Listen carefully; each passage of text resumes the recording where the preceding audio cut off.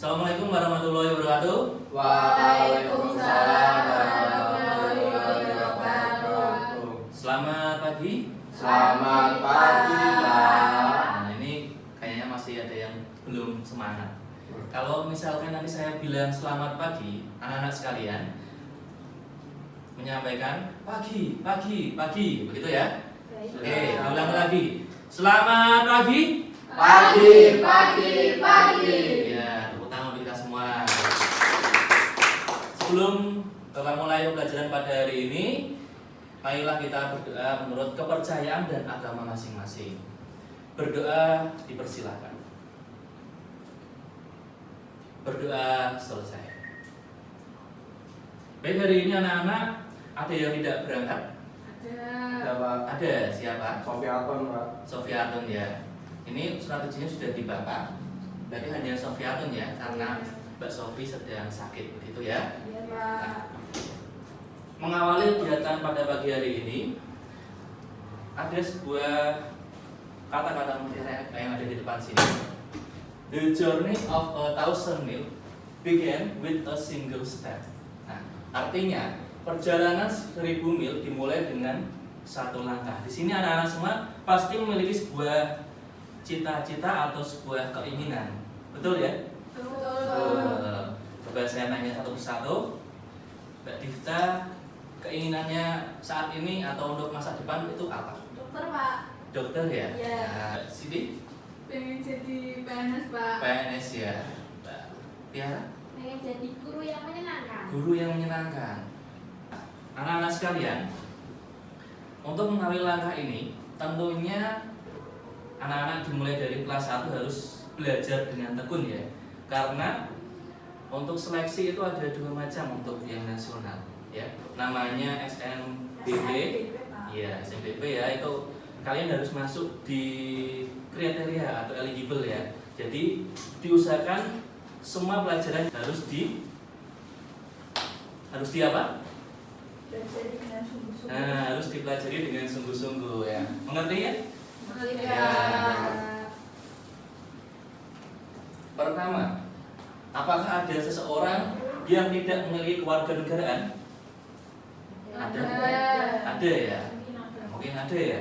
Nah, yang tidak memiliki kewarganegaraan dinamakan apa? Tidak tahu, Pak. Tidak tahu. Ada yang tahu? Tidak tahu ya. Tidak tahu. Nah, kalau seorang yang tidak memiliki kewarganegaraan dinamakan apartheid. Nah, di sini apakah ada seorang yang tidak memiliki kewarganegaraan? Ada. Saya jelaskan, saya carikan sedikit. Ada seorang warga negara Korea Utara. Nah, Korea Utara ingin pindah kewarganegaraan ke Korea Selatan. Yang bersangkutan keluar dari Korea Utara, kemudian ke China, kemudian masuk ke Korea Selatan. Ternyata yang bersangkutan ditolak. Kalau tidak salah namanya Enju. Nah, itu ditolak. Kemudian saat ini yang bersangkutan tidak mempunyai kewarganegaraan. Apa buktinya bahwa kalian sebagai peserta didik itu merupakan warga negara Indonesia? KTP, Pak. KTP. Nah, saya tanya terlebih dahulu ya. Anak-anak sekalian, ini kan kelas 10, berarti umurnya berapa? 16 ya? 16, 15. Kira-kira udah punya KTP atau belum? Belum ya? Nah, jadi ada yang bisa menyebutkan contoh lain selain KTP? Kartu keluarga, Pak. Kartu keluarga. Kemudian akta kelahiran. Ada lagi? Ya? Sudah ya? Nah, mari kita buktikan sama-sama. Nah, yang pertama bisa dilihat di depan. Ini ada gambar kartu keluarga. Nah, dalam kartu keluarga ini ada kolom yang menyantumkan sebuah kewarganegaraan. Jadi sudah benar ya kalau misalkan kartu keluarga bisa dijadikan sebagai bukti bahwa kalian adalah merupakan warga negara Indonesia. Tadi yang menjawab kartu keluarga siapa? Ya, Pak. tepuk tangan dulu ya. Nah, yang kedua, ini ada 3 contoh. Ada yang sebelah sini adalah akta kelahiran yang dilingkari merah itu warga negara. Nanti kalau misalkan di sini adalah menunjukkan bahwa kalian adalah warga negara Indonesia. Yang jawab siapa? Tadi siapa? Akta. Tiara ya? Ya, Tiara, tepuk tangan dulu ya untuk Tiara. Nah, sebagai informasi juga, selain daripada KK dan akte, ada juga paspor. Nah, bisa dimiliki oleh warga negara Indonesia dengan batasan umur 0 sampai dengan tidak terhingga ya. Buktinya adalah ada seorang anak mempunyai paspor dengan keterangan ada di sana adalah warga negara Indonesia. Kemudian yang bawah ini ada yang tahu? KIA, Pak. KIA, kartu identitas Anak. anak, betul ya. Jadi anak-anak yang baru lahir sampai dengan umur 18 tahun itu memiliki KIA sebagai bukti bahwa mereka adalah warga negara Indonesia dan sebagai identitas ya, sebagai anak. Di sana ada kolom yang menandakan bahwa mereka adalah warga negara Indonesia. Nah, apa yang Bapak sampaikan di sini berhubungan erat dengan materi yang akan Bapak ajarkan pada hari ini mengenai peran dan kedudukan warga negara Indonesia. Ya, tujuan pelajaran pada hari ini adalah peserta didik atau anak-anak nanti harus mampu menguraikan peran dan kedudukan warga negara Indonesia dengan benar.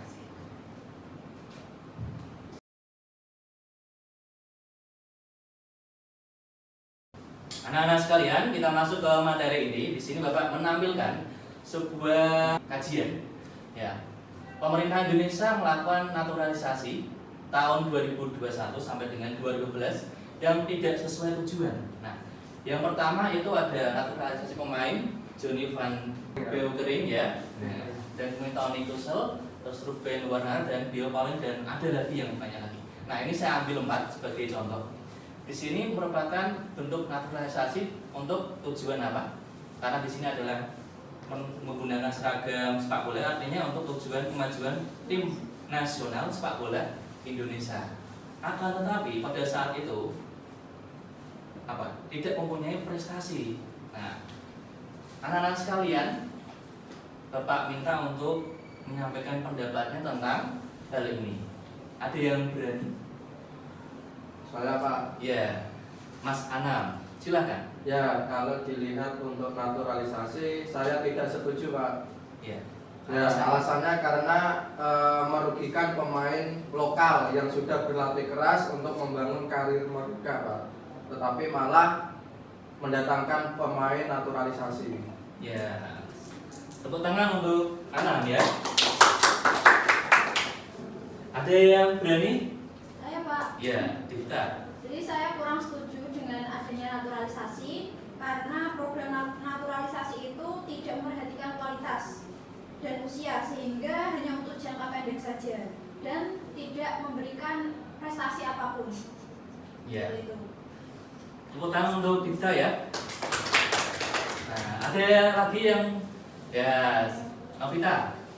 Tidak setuju Pak, karena pemain naturalisasi tidak memiliki semangat nasionalis dan cinta terhadap negara seperti pemain yang lahir dan tumbuh di negara kita. Ya, jawaban dari Anam, Dita dan Novita betul ya. Nah, jadi ini merupakan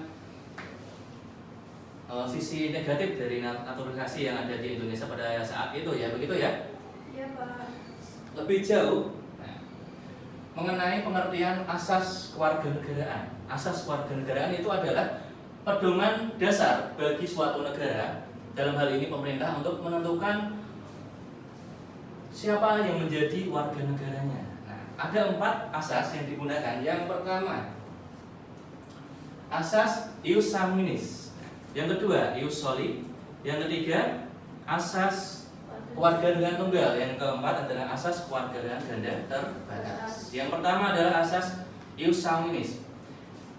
Itu di sana adalah keturunan. Jadi pedoman warga negara, pedoman dasar yang digunakan negara atau pemerintah untuk menentukan status warga negara seorang melalui keturunan. Bagus ya. Keturunan. Yang kedua, asas ius soli, secara terbatas. Artinya pedoman dasar yang digunakan negara untuk menentukan seorang berdasarkan kelahiran, akan tapi secara terbatas. Artinya begini, ada seorang anak yang lahir dari bapak, dari seorang ayah dan seorang ibu yang tidak diketahui status warganegaraannya dan lahir di Indonesia, maka dapat meraih warganegara Indonesia. Dan misalkan lagi ada seorang anak yang lahir di Indonesia akan tapi status kewarganegaraan dan orang tua tidak diketahui dan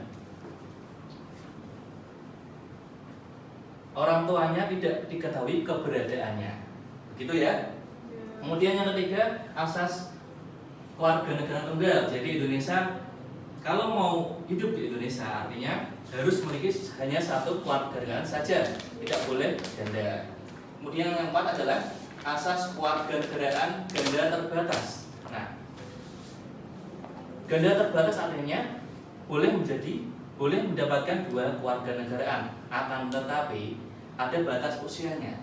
Jadi seorang warga negara Indonesia menikah dengan warga negara asing, mempunyai anak warga negara Indonesia, misalkan warga negara asing adalah misalkan Elkan Bagot, ya tahu ya?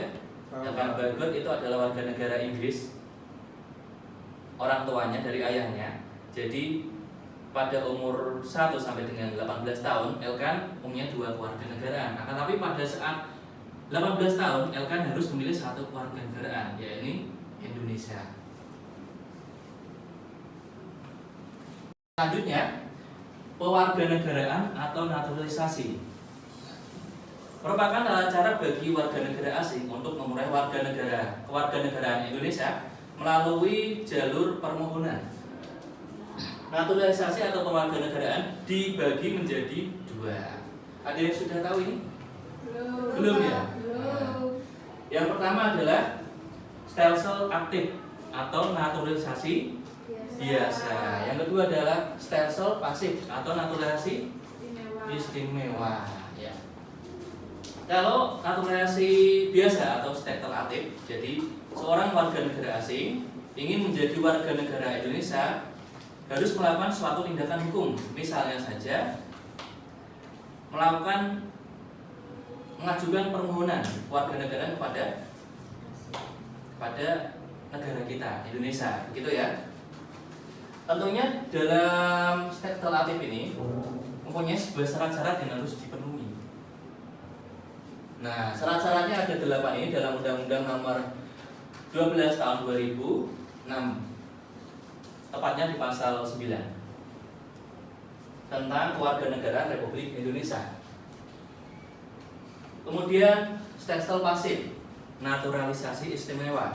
Jadi warga negara asing yang ingin menjadi warga negara Indonesia tanpa suatu tindakan hukum, artinya diberikan oleh negara atau ditawari oleh negara. Jadi ada warga negara asing yang mempunyai keistimewaan, nah, dan dibutuhkan oleh negara, ditawari. Tentunya ada hak yang melekat di sana, yang namanya hak repudiasi. Jadi mereka yang ditawari berhak menolak kewarganegaraan Indonesia atau menerimanya. Begitu ya, paham ya? Paham. Selanjutnya anak-anak sekalian, ini ada proses naturalisasi dari Sandy Walsh dan Jordi Amat ya. Ini ada Bapak tampilkan adalah infografis. Dari sini dapat dilihat bahwa alur dari proses naturalisasi dari Sandy Walsh atau Jordi Amat merupakan naturalisasi apa ini kira-kira? Istimewa ya, betul. Istimewa. Jadi kenapa bisa istimewa? Karena dua orang ini tidak tinggal di Indonesia selama 5 tahun berturut-turut atau 10 tahun tidak berturut-turut. Artinya kalau misalkan 5 tahun berturut artinya 10 tahun. Kalau 10 tahun tidak berturut itu tinggal 1 tahun di Indonesia, 2 tahun di Indonesia dan lain sebagainya. Jadi tidak langsung ya. Jadi PSSI atau pemerintah menawari yang bersangkutan, kemudian diajukan pemberkasannya melalui proses sampai dengan di Presiden. Presiden dapat nama-nama terbaik itu. Kemudian Presiden minta pertimbangan kepada DPR, ya. Kemudian DPR melakukan sidang dan sampai dengan final, kemudian diajukan lagi, diserahkan lagi kepada Presiden. Presiden membuat sebuah keputusan, kemudian terakhir di Kemenkumham yang bersangkutan 2 orang ini melaksanakan sumpah WNI. Ya. Anak-anak sekalian, setelah Bapak sampaikan materi ini, kalian Bapak minta untuk berdiskusi. Nanti kelompoknya ini kan ada 30 anak. Jadi nanti anak-anak sekalian kelompoknya menyelesaikan di kelompok pada minggu kemarin, gitu ya? Baik, Pak. Ya. Kelompok 1 ini, kelompok 2, kelompok 3, kelompok 4 ya. Ya. Instruksinya udah ada di sana ya. Tinggal mengerjakan. Jadi udah sesuai semua. Di kertas di mana, Pak? Di kertas langsung yang sudah saya Bapak kasih itu, langsung ditulis di sana. Langsung Ya. 5 soal ya, kita bagi aja ya. Nomor 1, Oke, ya, nomor 1. nomor 2, nomor 3, nomor 4, nomor 5. Anak-anak sekalian, setelah berdiskusi pada masing-masing kelompok, kemudian saatnya untuk melakukan presentasi. Kelompok 1 sebagai urutan pertama akan melaksanakan presentasi, diwakili oleh ketua kelompoknya siapa? Saya, Pak. Nah, Saudara Anam, silakan untuk maju ke depan.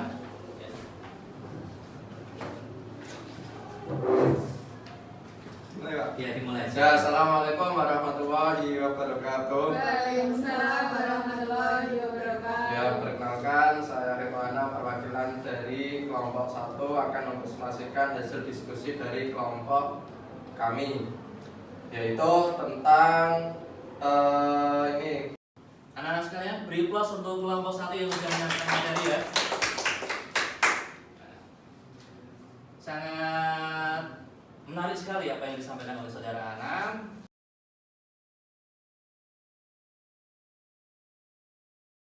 Kemudian kita masuk di kegiatan akhir. Nah, Bapak ada sebuah tes sedikit ya.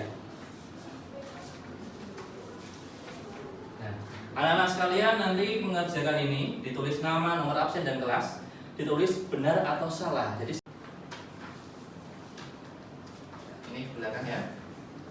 Waktunya mengerjakan 5 menit karena hanya 10 soal dan menyatakan benar atau salah semuanya.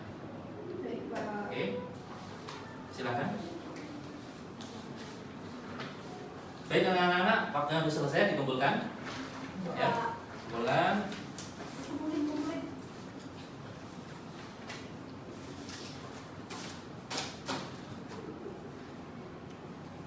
Baik, untuk mengakhiri pembelajaran pada hari ini, nah sekalian adakah yang berani menyampaikan kesimpulan pembelajaran hari ini? Saya, Pak. Iya, Difta, silakan. Ya. Jadi untuk kesimpulan pembelajaran kita pada pagi hari ini, kita mempelajari ada 4 asas kewarganegaraan. Yang pertama ius soli, yang kedua ius sanguinis, yang ketiga asas kewarganegaraan tunggal, dan yang terakhir adalah asas kewarganegaraan ganda terbatas. Gitu. Ya. Ya, terima kasih Difta, silakan duduk kembali. Nah. Baik, untuk pembelajaran hari ini sudah selesai. Di depan anak-anak sekalian akan pelajari tentang warga negara Indonesia yang kehilangan warga negaraannya, itu sebabnya apa saja. Nah, anak-anak nanti akan pelajari itu. Dan terima kasih untuk pembelajaran hari ini. Sekian dari Bapak. Akhirul kalam, wassalamualaikum warahmatullahi wabarakatuh.